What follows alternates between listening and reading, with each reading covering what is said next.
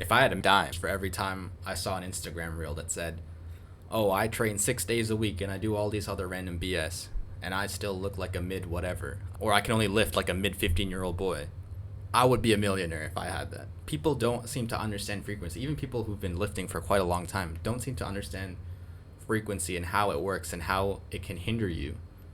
So in this video, we're going to cover the topic of frequency and how to use it effectively and how it can hinder you and what not to do. So with that being said, let's get started. So frequency, what is frequency? Frequency is how often you're going to the gym, how many days in a week you're going to the gym. This especially matters when it comes to muscle groups. So how often you're training a certain muscle group in a week, how many times you're training a muscle group in a week. So too much frequency leads to lower intensity in your workouts, so you're not able to push as hard, stacking fatigue, so you're not recovering properly, higher risk of injury, and burnout, so you just completely crumble and you stop going to the gym altogether because you're completely burned out.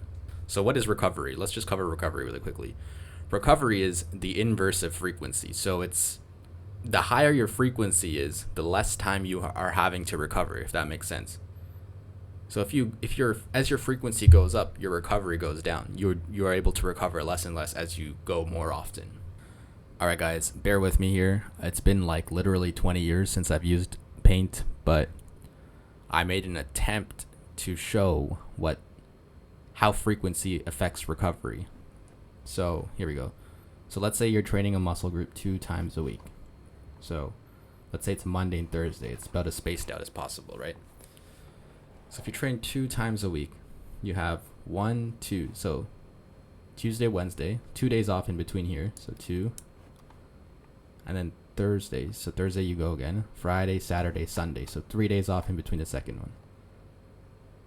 So 2 days off here and then 3 days off after the second. So 2 plus 3, that's 5. Divided by 2. So you're averaging 2.5 days of recovery. Okay. Holy shit. Okay, we get the point. Okay, let's do this 3 times a week now.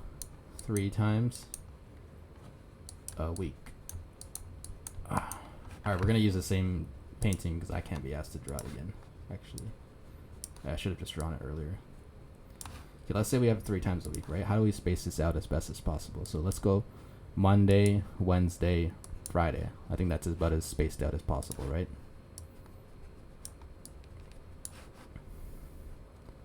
Okay, let's just make sure we label this for 2 times a week. Okay, so Monday, Wednesday, Friday. So we have Monday, we go Monday. So we have 1 day off between the first 2 days. 1 day off between the second two.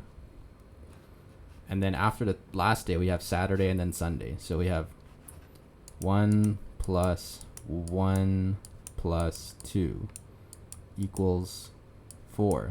So 4 days off. 4 days off for 3 workouts.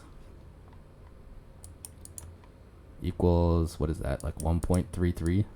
I think so. So you can see, if you compare these two, so, shit. Okay, 2.5. I wish I could highlight this. I don't know. 2.5. By the way, 3 times a week is totally reasonable too. It's not bad. I'm not saying 3 times a week is bad, but you can see, if we're going 2 times a week, so I do 2 times a week, upper lower, right? You have 2.5 days of recovery on average between each of your days. You go 3 times a week, and that number is almost halved. So it's significantly less recovery. So you can see, like, when you realize that recovery is such an important factor, and when you go with such a high intensity, like such as I do, that's why I dropped off, like the higher frequency of push-pull legs, and that's why I switched to upper lower. I'm not saying you should do the same, but you should be mindful of how frequency is affecting recovery. Let's try 4 times a week, just very quickly, if I can do it very quickly. So how do we space out 4 times as much as possible? Let's go Sunday, Tuesday, Thursday, Friday. So Sunday, Tuesday, Thursday, Friday. 1 day off here, 1 day off here, 1 day off here, 0 days off there. So we have 1 plus 1 plus 1 plus 0 equals 3. And we have 4 days. So 0.75 days of recovery in between each day.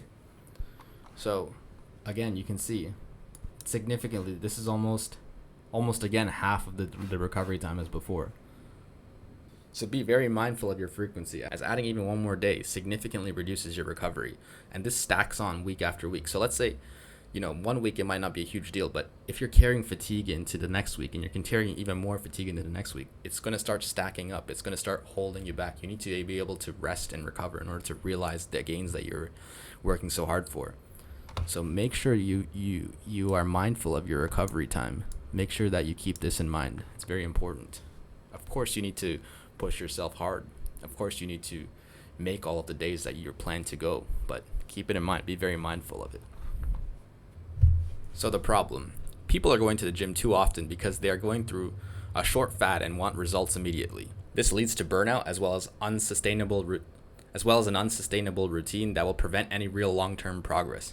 So people, they might go for like 2 weeks to like 2 months, something like that, like a short phase, like, or even less than 2 weeks. But they make a plan. They're like, I'm gonna go 6 days a week. I'm gonna go 7 days a week, and it's like a short little fad because it's not sustainable and it's gonna burn them out, and then they're not able to continue it.